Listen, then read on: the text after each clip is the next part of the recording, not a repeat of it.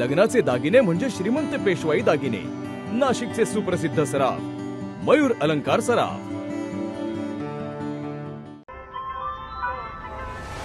ताज्या बातम्यांसाठी नाशिक न्यूजच्या YouTube चॅनलला सबस्क्राईब करा आणि बेल आयकॉनला प्रेस करा।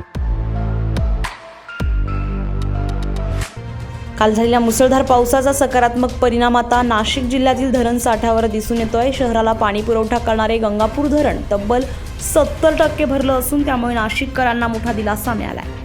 तसेच दारणा धरणातील पाणीसाठा 52% पोहोचलाय, तर भावली धरण 87% भरल्यानं परिस्थिती आणखी सुधारताना दिसतेय। जिल्ह्यातील इतर अनेक धरणांतील पाणीसाठाही 50%च्या पुढे गेलाय। काल दिवसभर पाणलोट क्षेत्रामध्ये झालेल्या मुसळधार पावसामुळे ही वाढ झाली असली तरी जिल्ह्यातील 24 धरणांमधील एकूण पाणीसाठा सध्या 47%वरच आहे। गेल्या वर्षी याच कालावधीत हा साठा 70%वर होता, त्यामुळे यंदा अजूनही सुमारे 20%ची तूट कायम आहे।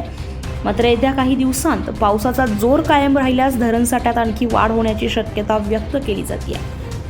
संजय परमार, नाशिक न्यूज, नाशिक।